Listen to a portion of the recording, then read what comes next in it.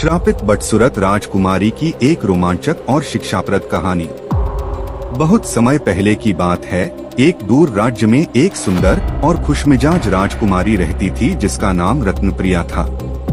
उसकी सुंदरता और बुद्धिमानी की दूर दूर तक चर्चा थी, लेकिन उसकी एक आदत थी जो उसे परेशानी में डालने वाली थी।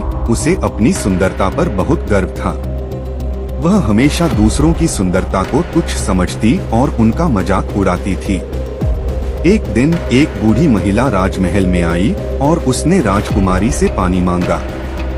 राजकुमारी ने उस महिला को देखकर ठहाके लगाते हुए कहा, इतनी कुरूप, क्या तुम्हारे पास पानी खरीदने की भी ताकत नहीं है? वह बूढ़ी महिला कोई और नहीं बल्कि एक शक्तिशाली जादूगरनी थी जो गरीबों की मदद करने के लिए बदल कर आई थी। राजकुमारी का मजाक सुनकर जादूगरनी बहुत क्रोधित हुई और उसने कहा, तुम्हारे इस अभिमान ने तुम्हें अंधा बना दिया है। अब तुम उसी रूप में जियोगी जैसा तुम दूसरों को समझती हो। इतना कहते ही जादूगरनी ने राजकुमारी को श्राप दे दिया। राजकुमारी की सुंदरता एक पल में गायब हो गई और वह एक बदसूरत कुरूप स्त्री बन गई।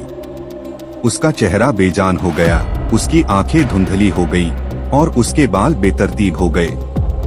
अब वह खुद को पहचान भी नहीं पा रही थी। राजकुमारी ने रोते हुए जादूगरनी से माफी मांगी और कहा, मुझे माफ कर दीजिए, मैं अपनी गलती मानती हूँ। मैंने अभिमान में आकर आपकी अवहेलना की। जादूगरनी ने कहा, इस श्राप से छुटकारा पाना आसान नहीं होगा, लेकिन एक तरीका है। जब तक तुम अपने हृदय में दूसरों के लिए सच्चा प्रेम और सम्मान नहीं लाओगी और अपने कार्यों से यह सिद्ध नहीं करोगी, तब तक तुम्हारी सुंदरता वापस नहीं आएगी।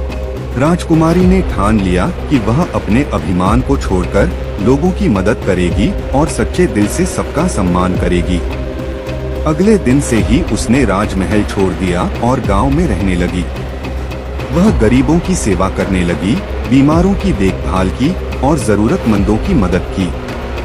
धीरे धीरे उसके व्यवहार में परिवर्तन आने लगा और लोग उसकी दयालुता की प्रशंसा करने लगे। कई महीनों के बाद जब उसने पूरी तरह से अपने अभिमान को त्याग दिया और सभी से प्रेम और करुणा से पेश आने लगी, तो जादूगरनी फिर से उसके सामने प्रकट हुई। उसने कहा, तुमने सच्चे हृदय से अपनी गलती सुधारी है।